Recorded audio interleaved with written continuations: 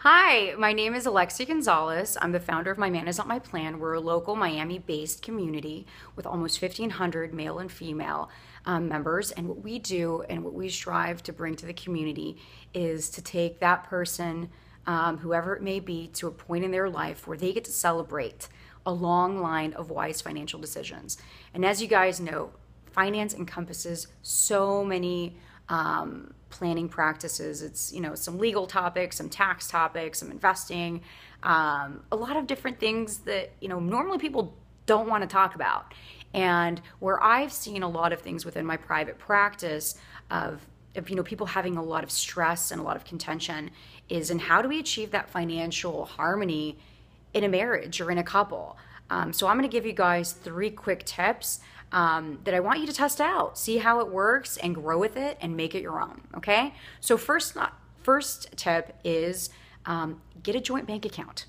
Yeah, I said it. Our moms told us to have your own money and whatnot. Our moms did not tell us to have 5 hidden bank accounts where we're not talking about things, right? So, let's look at the American society right now. 50% of couples cohabitate before marriage. Some never actually even get married. So when we're talking about half of our population, predominantly not sharing expenses, not commingling, not doing certain things, it really leads to a lot of stress, which doesn't surprise me because the number 2 reason for why couples divorce is because they just can't financially get things together. So in lieu of waiting until a certain point, until, the stars align or whatever happens where you feel that you can actually handle that topic, it's so important to get really on the same page. And it's like working out. You don't build a muscle in a day. It takes some time. So start working on it, and I'm sure that within a little bit of time, having that visibility within the account, knowing where your expenses are going,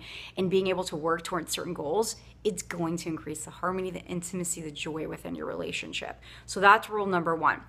Rule number 2, people are insuring everything, and everything, let's start with an iPhone. It is crazy that the most insured item in the US is an iPhone. Something that is worth $500. And we spend $500 through the course of 2 years to insure it. Yes, we break it, lose it, whatever it may be. But what really is problematic to me is that 40% of Americans don't actually have life insurance. Yet many of them have children and have, houses together and whatnot. And when I look at it from the side of the woman and of the family, 70% of women are beneficiaries on life insurance contracts.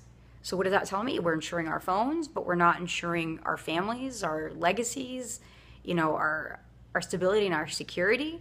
So this is very, very problematic for me. Where are we spending this money that really isn't going to protect our lifestyle whatsoever? So that's number 2. Really analyze where your protection budget is going. And number 3 is the more steps that you have to do and get something to get some savings done, it's probably not going to happen. We are simple. Humans are simple. The more complex, the less the execution is going to happen, right? So with that, the way that I like to talk to my clients when they're like, well, how do I up the savings and how do I do certain things is I'm a big sushi eater. So I'm like, for me, it's sushi. For you, it may be pizza, or it may be getting a manicure or something. Whatever that ritual is that you could potentially cut back once a week and not spend the $30, the $50, whatever it may be, if you were to properly save that through the course of a year and just put it away in an account, it doesn't even have to be an investment account. It can just be a bank account.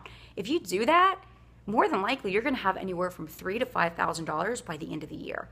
So that savings that you thought you never could have, the savings, the buying, the saving up to get a house, you can really do that. And there's been so many industry research projects that have been done where people with very, very low incomes were able to get up to almost 20% savings rate by starting gradually with something like 3.5%. And then you just crank it up because you know what? You're not feeling it and it's just happening.